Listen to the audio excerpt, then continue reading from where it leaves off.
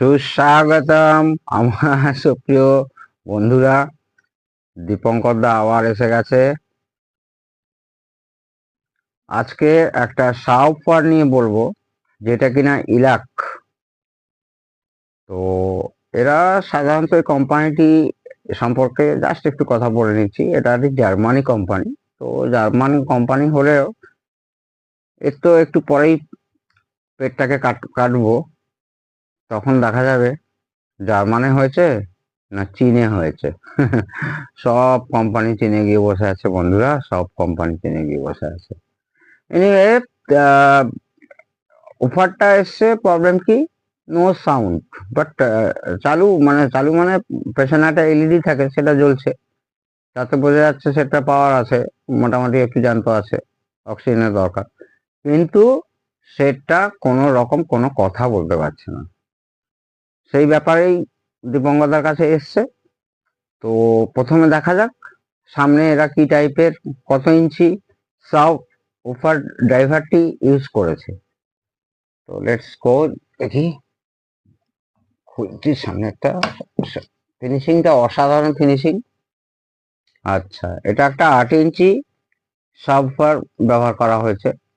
লুকসটা আমার কাছে অন্তত অসাধারণ লাগছে, এবং ফটোতে সবকিছু বোঝা যায় না।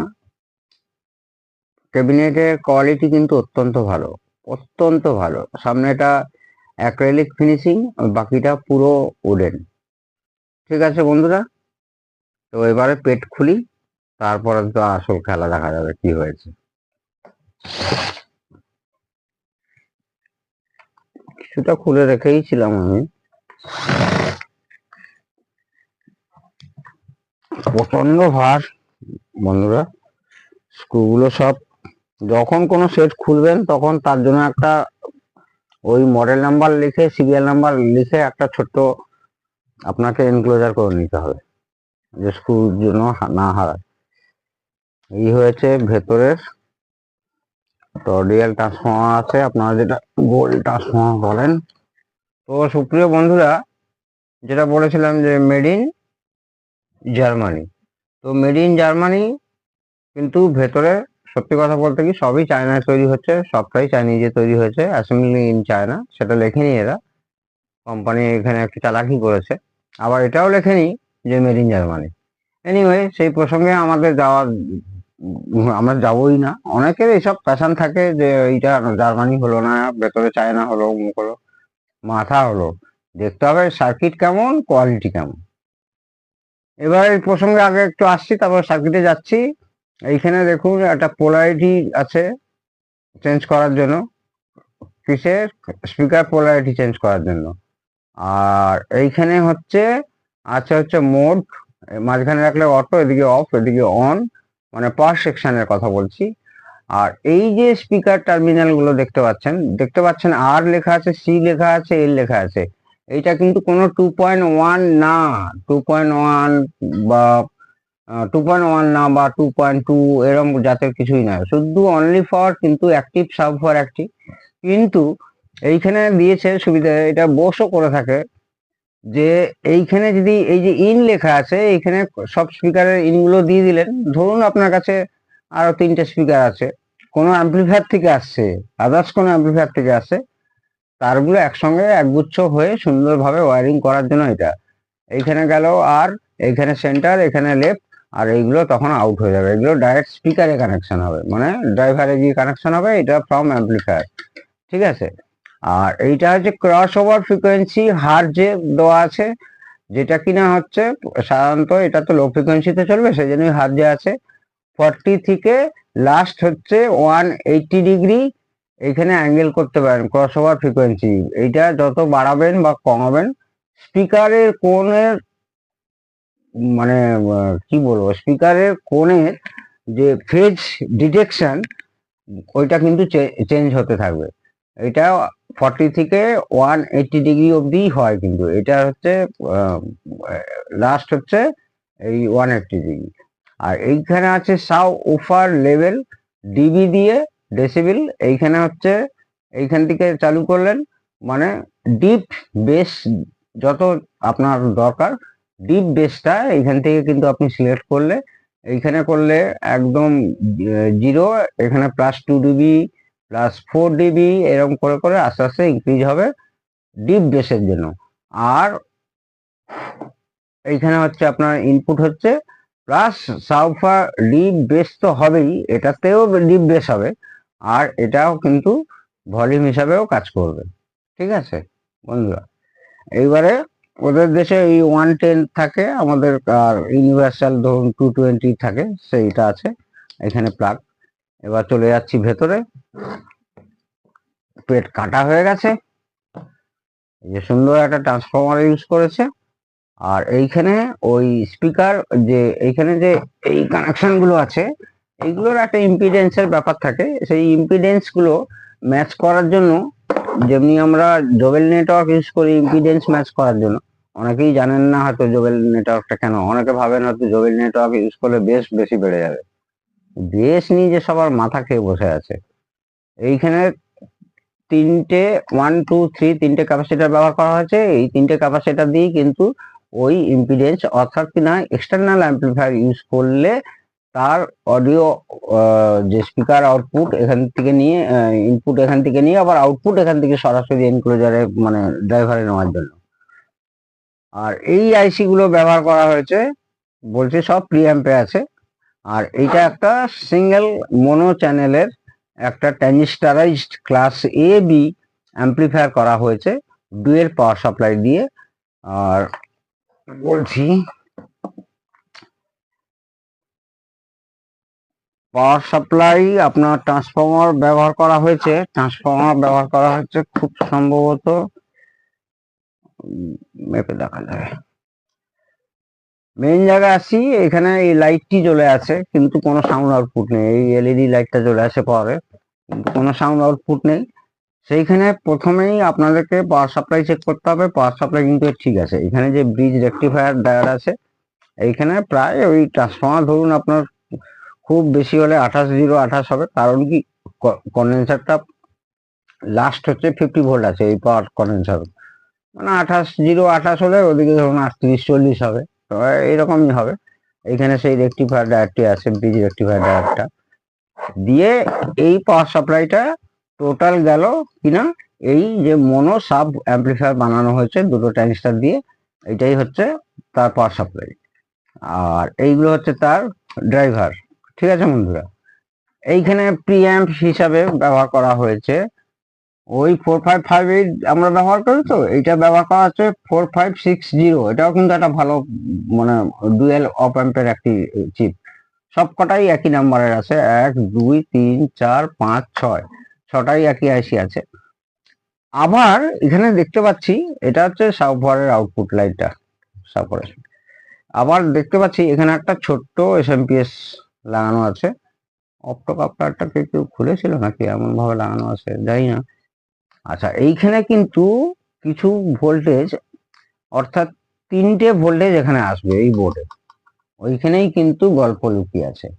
প্রসঙ্গত বলে রাখি, এই ধরনের সেট, যত বিদেশি সেট, সে সাবওয়ার অ্যাম্পলিফায়ার হোক বা এমনি অ্যাম্পলিফায়ার হোক, যত বিদেশি সেট আপনি নিজে রিপেয়ার করবেন, তার থেকে স্টাডি করে প্রচুর জ্ঞান আপনারা নিজেরা অর্জন করতে পারবেন, এবং সাকসেস তো হবেনই।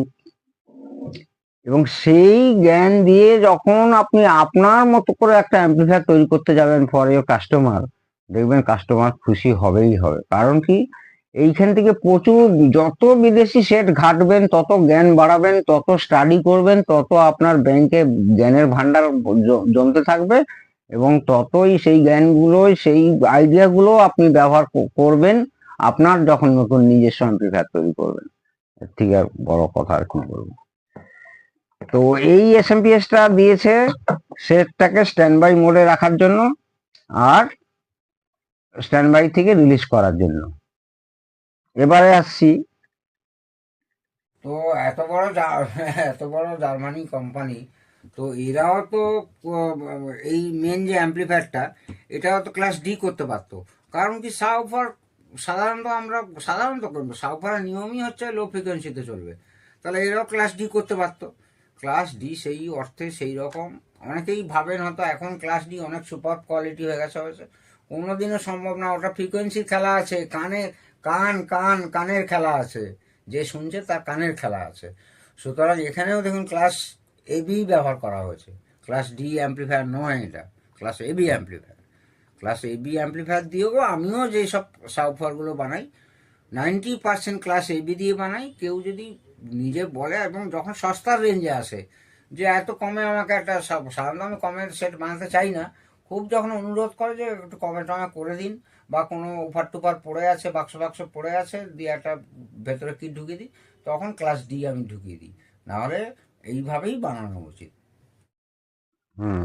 তো বন্ধুরা, এই এসএমপিএস থেকেই কিন্তু এই বোর্ড চলবে, এবং এখানে একটা রিলে আছে। সেই রিলে, যা আমরা বিদেশি সেটে পাই, সেই রিলেই কিন্তু স্টার্ট হলে পুরো সেটটা কিন্তু চলা আরম্ভ করবে। তো সেখানে কিছু ভোল্টেজ রিকোয়ারমেন্ট আছে, যেমন এখানে VCC 7 volt, near about 7 volt মতো পাবো। মিটারের দিকে খেয়াল রাখবেন আপনারা বন্ধুরা, দেখুন এখানে 7 ভোল্টই পাচ্ছি এখানে, 6.72 7 ভোল্ট। তারপরটা কি আছে দেখি, তারপর একটা গ্রাউন্ড আছে, এখানটাও খেয়াল করবেন, এই ধরনের সেট পেলে আমার বন্ধুদের যাতে সুবিধা হয়। একটা মাইনাস ভোল্টেজ থাকবে, কারণ ডুয়েল অপ অ্যাম্প আছে। এই -6.25, সাড়ে ছ ভোল্ট মতো আছে। তো সেখানে এইখানে কিন্তু থাকবে 12 ভোল্ট, মিনিমাম 12 ভোল্ট হলে কিন্তু এই প্রিঅ্যাম্প গুলো চালু হতে থাকবে। তারপরে নিশ্চয়ই একটা প্লাস ভোল্ট পাবো, ওই সেম 12 মতো। দেখুন সেখানেও কিন্তু হাফ, অলমোস্ট হাফ, 6.5 ভোল্ট মতো পাচ্ছি, +6.72। তো এক্ষেত্রে আপনাদেরকে দেখতে হবে, কি এসএমপিএস দেখবেন না অন্য কিছু দেখবেন? অবশ্যই এসএমপিএস দেখবো। এসএমপিএস কে দেখতে হবে যে কেন ও হাফ ভোল্টেজ সব ছাড়ছে, ওটা কিন্তু ফুল ভোল্টেজ ছাড়লেই আশা করি এই প্রি অ্যাম্প ওকে প্রোটেকশন মোডে রেখেছে। পাওয়ার অ্যাম্পলিফায়ারের পাওয়ার সাপ্লাই যেটা বলছিলাম, দেখা যাক কত আছে। এইদিকে পজিটিভ আছে, এইদিকে যেটা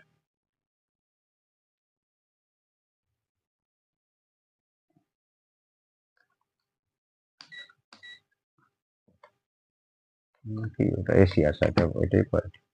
খুব সাবধানে দেখবেন, হাত ফাত হয়ে গেলে।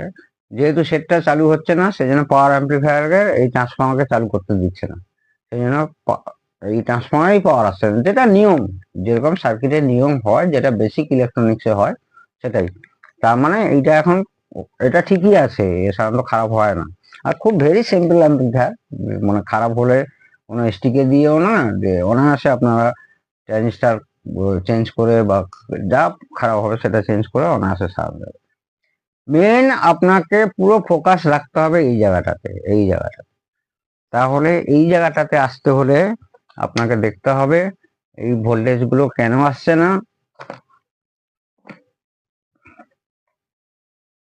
অপ্টোকাপলারটা একটু ওঠা ওঠা লাগছে, এটা ম্যানুফ্যাকচারিং এর ওইখানে হয়েছে, কিন্তু ঠিক আছে, নিচে কানেকশন ঠিক আছে, এখানে সেই রিলেটা আছে। আর এইখানে ভোল্টেজ গুলো লেখা আছে, দেখুন বন্ধুরা, ক্যামেরা দেখাতে পারছি কিনা, +12 ভোল্ট গ্রাউন্ড, -12 ভোল্ট। তারপরে একটা এইটা হচ্ছে রিলে কানেকশন যাবে, কন্ট লেখা আছে যেটা, এটা গ্রাউন্ড, এটা +7 ভোল্ট। +7 ভোল্ট হচ্ছে সার্কিটটা চালু করার জন্য। আর এইগুলো না গেলে অ্যাম্পলিফায়ার চালু হবে না। আর +7 ভোল্টটা যদি একদম প্রপার ওয়েতে ঠিক মতো যায়, ও কন্ট্রোলার ওকে সেন্স করে এই রিলেকে অন করবে, রিলেকে অন করলে এই ট্রান্সফর্মার চালু হবে, ট্রান্সফর্মার চালু হলে কিন্তু সেটটা সম্পূর্ণ চালু হয়ে যাবে। তাহলে প্রাথমিকভাবে আপনারা এইটাকেই দেখবেন। আমিও হয়তো সেকেন্ড ভিডিও দিতে পারি, নাও দিতে পারি। প্রাথমিকভাবে আপনারা এখানেই দেখবেন, এখানেই ফল্ট লুকিয়ে আছে। আর না হলে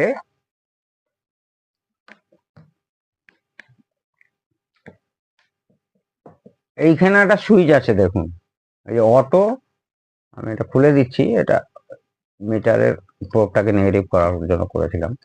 এই যে আহ, এখানে একটা, এই যে পাওয়ার এই দিয়ে করেছে, এটা অফ, আর এইখানে মাঝখানে রাখলো এখানে অন। এই সুইচেরও ফাংশন যদি গন্ডগোল হয়, তাহলেও কিন্তু ও রিলেটাকে বন্ধ করে রাখবে, তখন কিন্তু সেটটা চালু থাকবে না। ঠিক আছে বন্ধুরা, তো বারবার বলছি, সব জিনিস কিন্তু সে মার্কেট থেকে বোর্ড কিনুন বা বিদেশি সেট রিপেয়ার করুন, স্টাডি করবেন, এতে আপনারই লাভ। প্রচন্ড ভাবে স্টাডি করবেন যে এই সার্কিটটা এসছে, তো ধরুন আপনার, আমি তো সারা জীবনে যে কত বিদেশি সেট সারাচ্ছি, কিন্তু এটা আমার কাছে প্রথম, কিন্তু সে কোম্পানিটা প্রথম, কিন্তু ভেতরের কোনো যন্ত্রাংশ আমার কাছে প্রথম নয়। আমার কাছে সবই এক লাগে, সেই জন্য আমার সার্কিট ডায়াগ্রাম কোনো কিছুই লাগে না, আমার কাছে সবই এক, বেসিকটা বুঝলে সবই এক। এইবারে তখন আসার পরে কি করবেন, এই কন্ডেন্সার গুলো কেন লাগিয়েছে একটু স্টাডি করে ফেলেন, এইখানে অ্যাম্পলিফায়ারটা একটু স্টাডি করে ফেলেন, করলে কিন্তু আপনারই লাভ, আর কিচ্ছু না।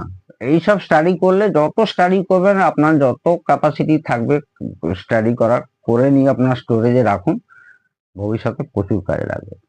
আপনারা প্রত্যেকে ভালো থাকুন এবং প্রত্যেকে সুস্থ থাকুন। দরকার হলে এর সেকেন্ড ভিডিওটা চালু হয়ে যাবে, কোনো ব্যাপারই না। ফলটা এখানে 80% এখানে আছে, 20% এখানে আছে।